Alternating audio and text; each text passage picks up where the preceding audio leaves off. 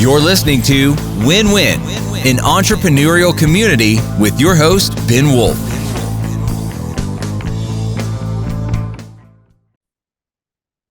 And welcome to the Win-Win podcast. This is Ben Wolf, as always, your host. We're going to be talking today about knowing your buyer type 3 years before you exit. With that, I want to get into introducing our guest today. He has decades as a business owner and as a board member in manufacturing businesses. He spent 15 years buying businesses as part of a private equity group, so he definitely understands the buyer side of it, the buyer perspective of it. He's a professional EOS implementer. You can learn more about him at eosworldwide.com/Eric-Lynn, Lynn. And with that, I welcome you, Eric. Nice to have you. Good morning. Thank you. you. Thanks for the opportunity to help at least one person, which makes for a very good day for me if I could help anybody. Well, 100%. I know. Hopefully, by having this audio and video available to a lot of people, hopefully we can help even more than one person, maybe even two people. I'll take one at a time. So I guess I want to get into this. I mentioned a little bit in my introduction, but if you could give us a quick 2-minute background on yourself so we can understand sort of where you came from and how we came to be talking about this topic today. Sure, happy to. So, lifelong entrepreneur, started my first business in middle school making candles and selling them at flea markets. Nice. Fast forward, I spent a few years in the food business before I got wrangled into what I thought was a family business that my family had a controlling interest in. Ended up, the paperwork didn't exactly match my father's vision. Worked to get that company sold and get the family separated from the partners. Learned a real lot in my first transaction, and during that process, I was actually recruited by one of the potential buyers to join their firm. It was a distribution company located here in Philadelphia that was private equity backed. So I spent about 4 years in the firm, eventually was promoted to the CEO of the company, and eventually bought it from the private equity firm. I got two great lessons out of that. The first was debt will kill you if you don't have enough money to grow. I think I was 31 or 32 at the time, I thought I was bulletproof. And the second is to make sure you know what you want before you do something. I spent about 8 years trying to turn that business around, eventually sold it to a family business that needed my niche in the industry, and fell into a job at private equity. For 15 years, I was the operating partner. It was my role to join the diligence team, make a recommendation to buy, not to buy. Once we closed the transaction, it was my job to put the plan together and execute on that plan. Had a lot of opportunities to learn. I learned from really smart finance people. In the end, it was very lucrative, but not very emotionally rewarding. And that's when I found EOS. My focus of help first, give back has been more fun than I've ever had in my entire career. Very fulfilling. Right.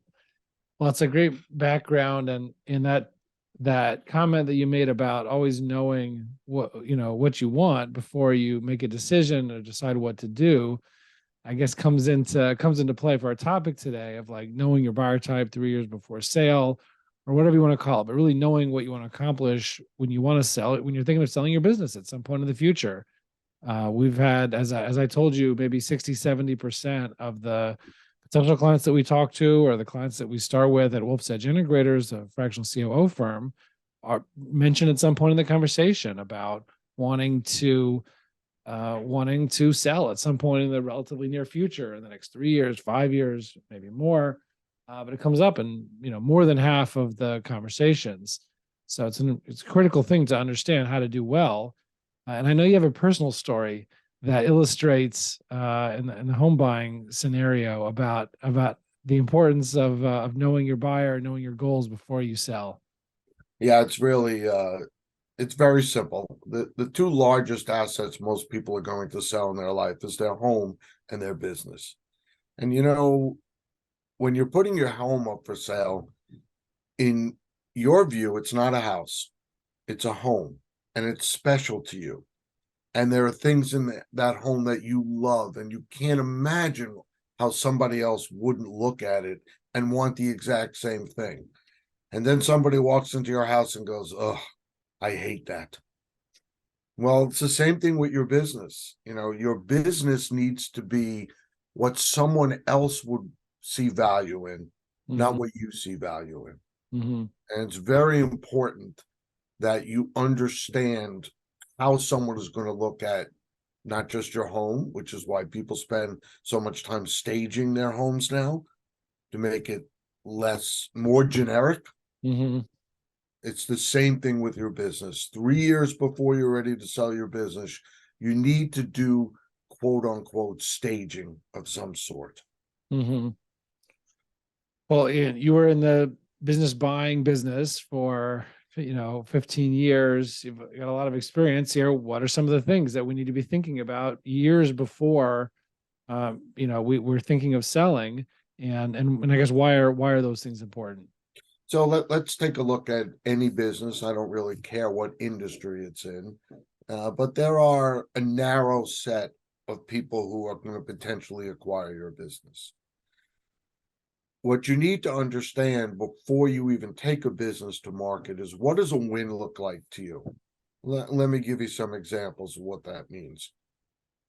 Do you have children that you want to stay in the business and grow with the business and that want to make a lifestyle as well as a career out of the business? Do you want to sell the business, be able to walk away, hand your heirs a pile of capital and let them do what they want with it?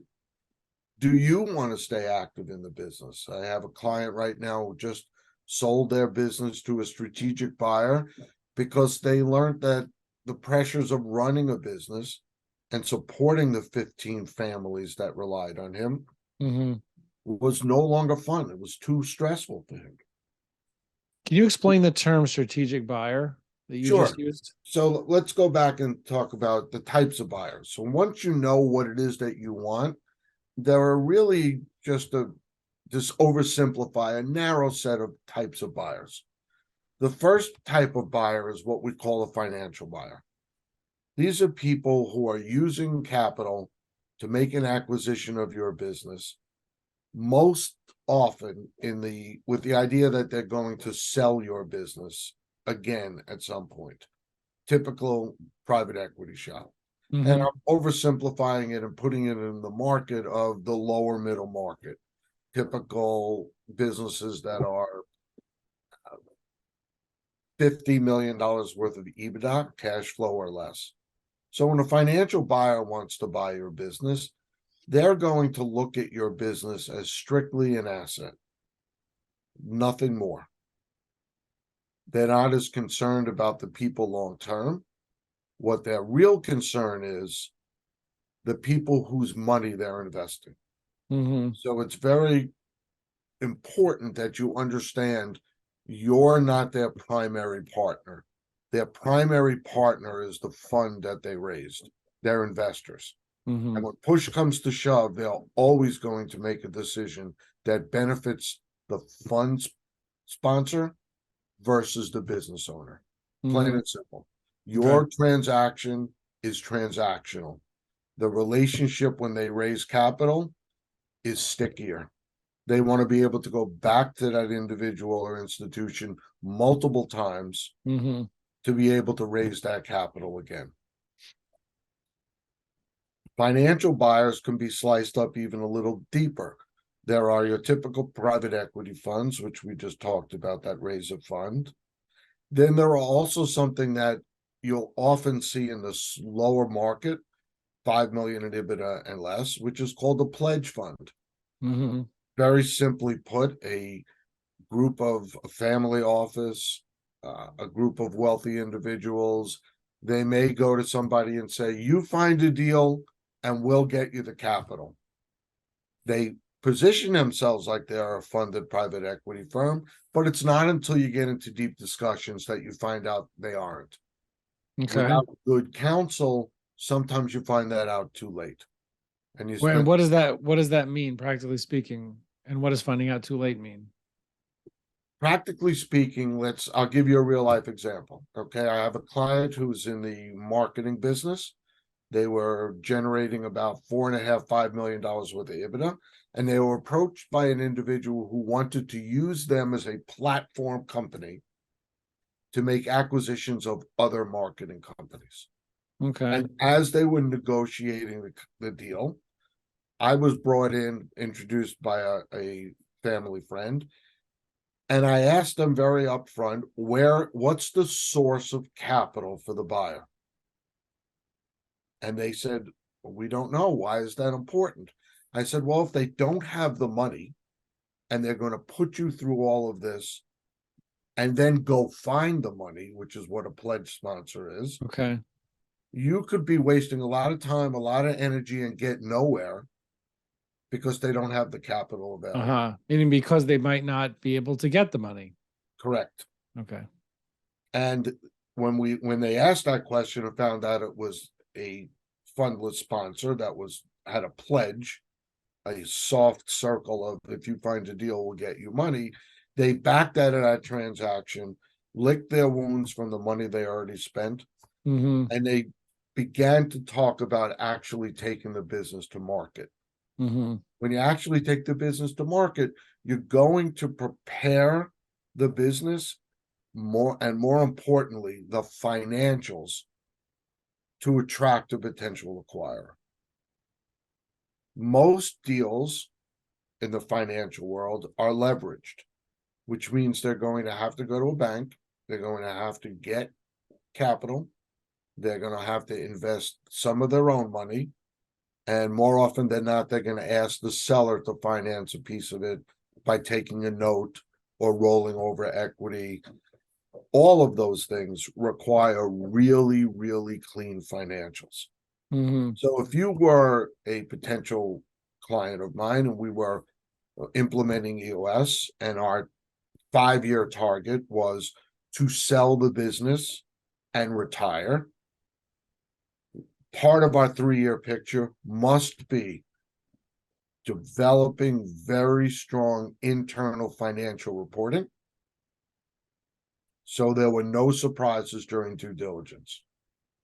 What's the difference between the kind of financials that you would have in preparation or contemplation of a future sale versus what you would do just as a responsible business owner that should have good that should have a good strong hold and understanding of their financials? Like, what's the difference between the two? Good question. Let me give you a real life example of things that I've come across in the past. So I'm working with a company now who is selling to a strategic, which we could talk about, and their financials were according to GAAP, but on a cash basis. So they weren't accurately reflecting the money they've already received from a client where they haven't done the work. Mm-hmm. So if you think about it from a balance sheet point of view, they've received $100 from the client, but they haven't done the work associated with the cost Right. of that $100. So when the strategic came in and went through their financials, they discounted the cash flow and the profit because they hadn't applied the cost to that $100 yet in their financials. Mm-hmm. Had they known that up front, had they been looking at their balance sheet from a prospective buyer's point of view, it wouldn't have come as a surprise. Once it comes as a surprise to them, your typical private equity or strategic buyer that does a lot of acquisitions, they have a whole deal team in place. And the junior members of that deal team are very bright individuals from the top business schools in the country, Right. who strictly hired to find things you did wrong so they can make themselves look good with the private equity or the buyer, so they can uncover potential risks and ding value. As a business owner, you don't think like that. Right. You don't have that person on your staff. Frankly, you're not even interested in that. You're interested in, do you have enough cash to do what you want to do personally, invest in the business long term, and take care of your employees? So Right. right from the get start with a private equity group, you're diametrically opposed. Right. They're trying to ding value as much as they can, but they're also trying to understand all of the risks associated with your business. Right. So I urge people to, if depending on the size of the transaction, to make sure your financials will show what a potential buyer wants to see, and there'll be less room for negotiation because of what your financial structure is. Right. Super helpful. All right. So that's two types of financial buyers, the pledge buyer and the investment buyer. I forget what you called it. And what else? What are the other kinds of buyers that I may be So selling? let's talk about the goals first of the financial buyers. Okay. So if you're a private equity shop, when we were making acquisitions, we had a manufacturer of, let's pick a good one. Let's talk about industrial blowers and vacuums, essentially wastewater treatment facility work, big industrial car wash vacuums, completely industrialized blowing air and vacuuming air. When we went out to make that acquisition, we considered it a platform acquisition. They did about $5.5 million worth of EBITDA. And when we were going to sell it and take it to market, we wanted to bolt on two smaller companies in the same space. We bought one company in the wastewater space, which did about $1.5 million worth of EBITDA. And we bought another company in the metal shaping blade space, which is one of the components. One to reduce cost, one to increase value. Mm-hmm. And it's just a numbers game. At $1.5 million of EBITDA, you can typically pay 3 or 4 times EBITDA. When you sell a $7 million company, you're typically going to sell it in those particular times between 6 and 8. So just the pop on the EBITDA multiple made it more attractive for us to small and bolt-on companies. Okay. So if you're selling to a financial, you need to understand which one you are. Are you the platform? Mm-hmm. Are you the bolt-on? And what's so then you've got more leverage with the buyer at that point. Yes. And then you need to know where you are in the process. When Like, did they get the other company yet, or are you the first one? Or Yep. Because right. the first one gets the best multiple, and the last one gets the best multiple. Uh-huh. The first one is, now we got it bolted on, we can start telling the story to the market. Right. And the last one is, if we can get It's to like, 10 million in EBITDA and we add this last $2 million of EBITDA, the value jumps. right. Therefore, I'm going to try and get as much as I can because I am the prettiest girl at the dance right now. Right. And I'm going to get everything I can. So there's lots of stuff that goes on in the financial buying world that Right. your typical business owner is not aware of. So how do you, before we get into more of the details, how do you, business owners never going to become, most people are not going to become fully savvy in all of these factors and analysis. Who do you want on your team? Like, who do you want on your team representing you who gets all this stuff so that you have someone on your side who understands what's actually happening? So the first, depending on the size of the company, the biggest mistake that I see people do is they hire their attorney based on relationship rather than deal experience. Okay. A company I know that was sold, that I begged them not to use the attorney that they did. They was sold to a private equity group.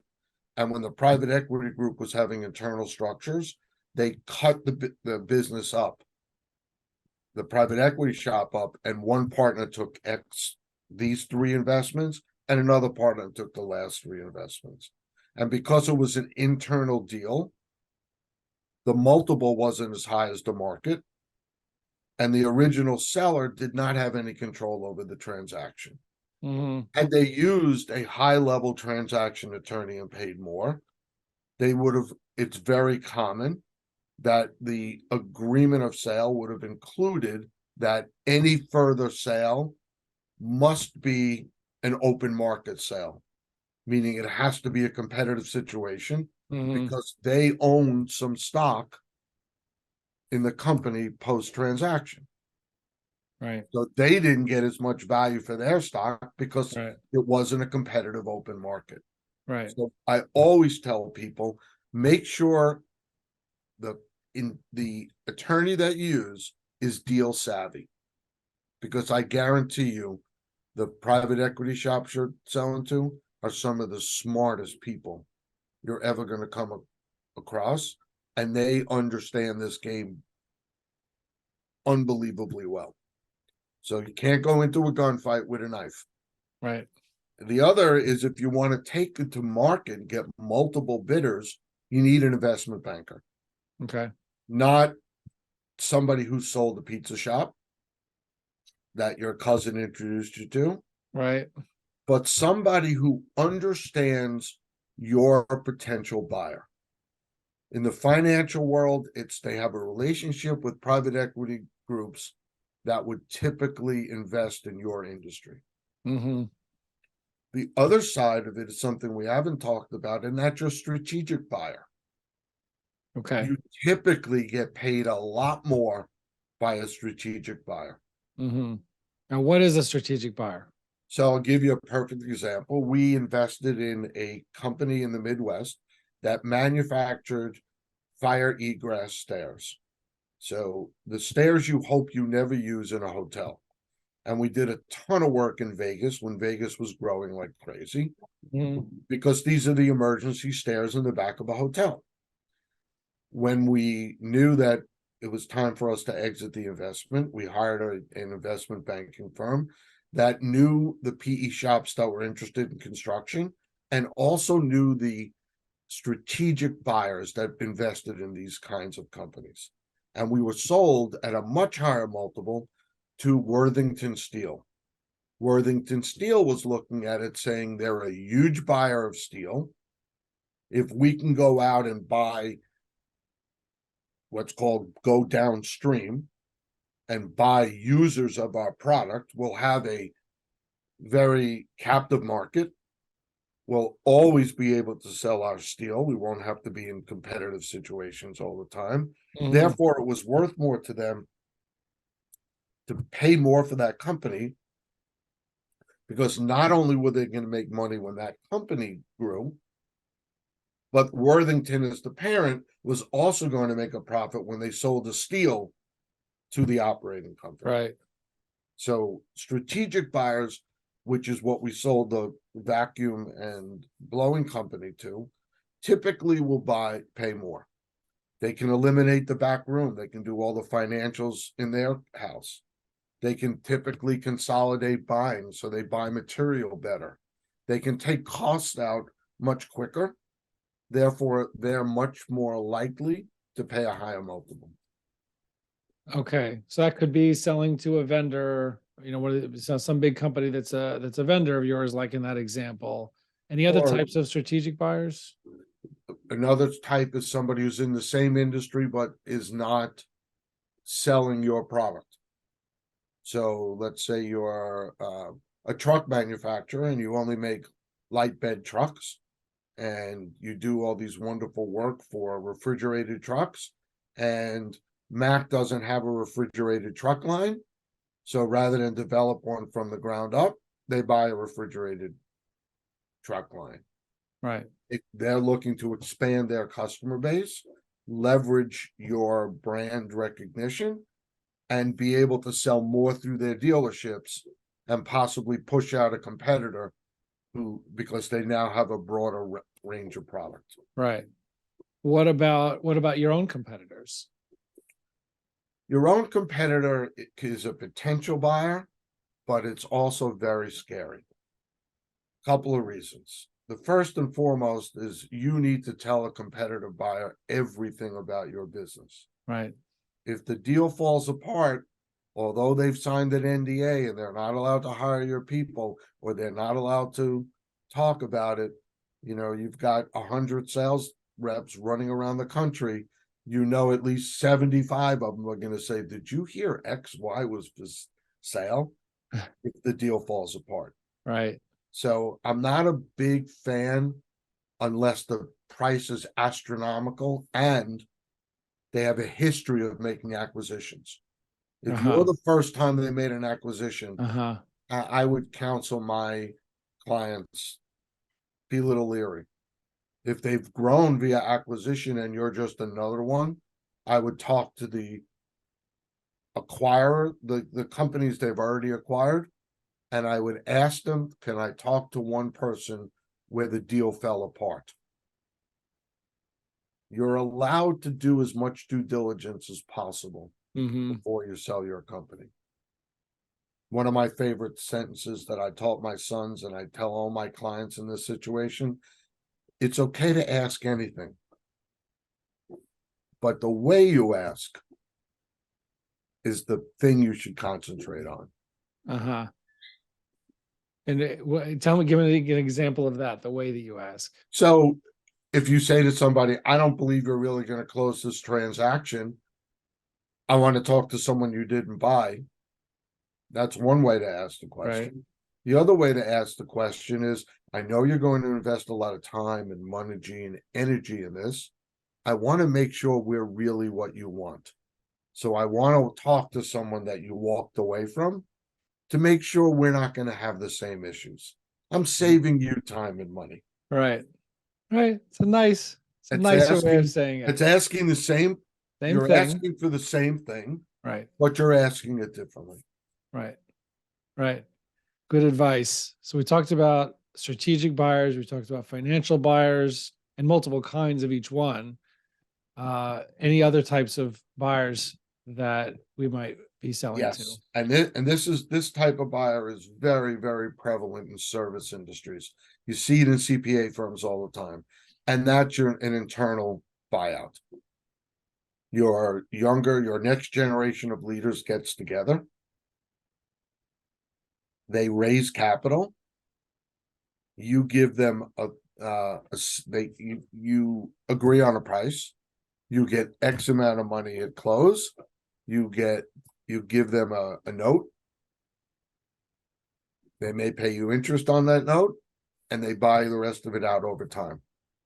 You see that in partnerships all the time. You see that in service industries that don't have a lot of strategic interest or financial interest. Your company in that situation is only as good as your leadership team.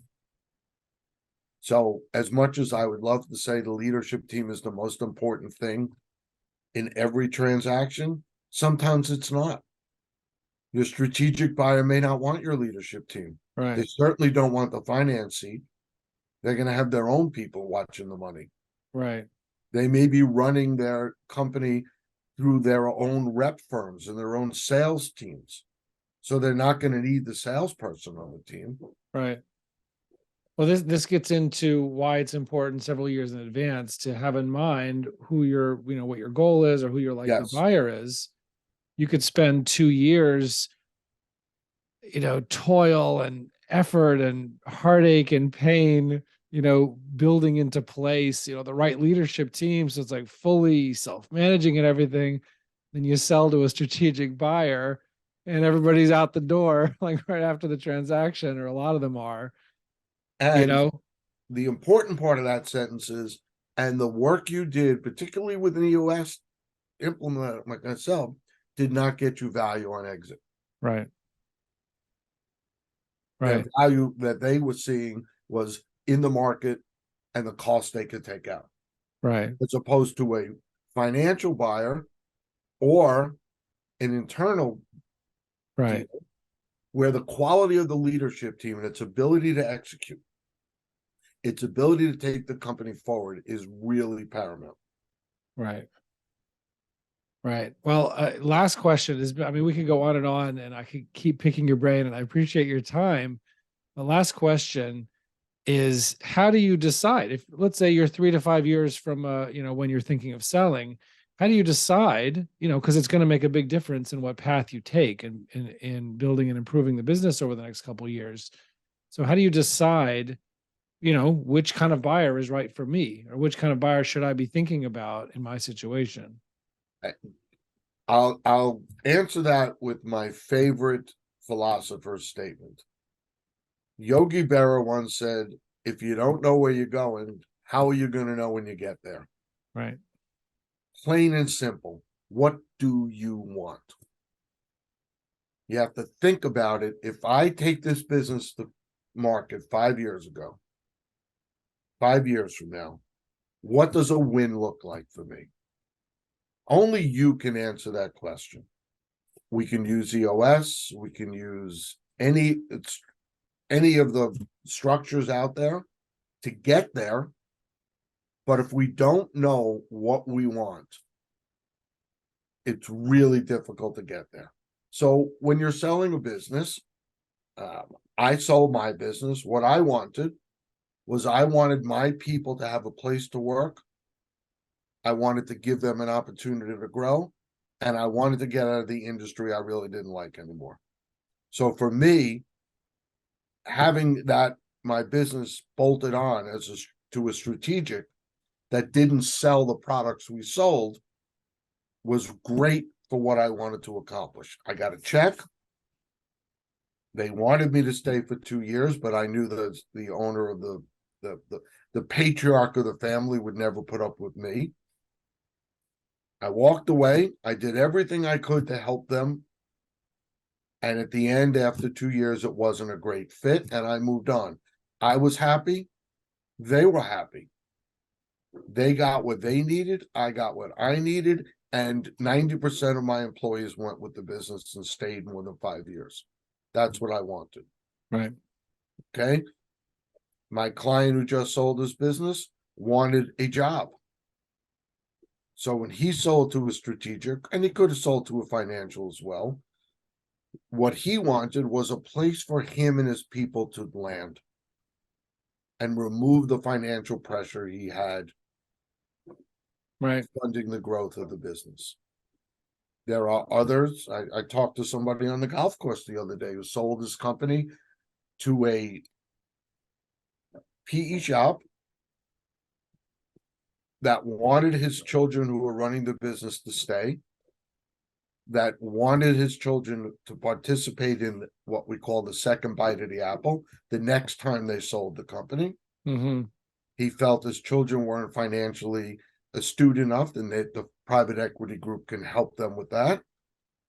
And he took money off the table that he was really happy with, that he put in a trust for his grandchildren, and he let his children go out and run the business without him. But he felt that they needed a safety net, so he sold it to the PE shop. Mm-hmm. It's all about what a win looks like for you. Yeah, no, that's great. I mean, I think anybody listening to or watching this should take detailed, copious notes, and for a wide variety of situations. You shared clearly a ton of highly practical information, and I'm sure learned over many years and many mistakes, but by others or yourself. But it's really, really valuable. Truly appreciate this. I can be reached eric.lynn@eosworldwide.com. I would love to help anyone who needs it. Help first. That's all I want to do is help. Awesome. So reach out to Eric Lynn, eric.lynn, Lynn @eosworldwide.com. Really appreciate this. And thank you for coming. Oh, my pleasure. Thank you for having me. No problem. And everybody else, we will see you on the other side. You're listening to Win-Win, an entrepreneurial community with your host, Ben Wolf.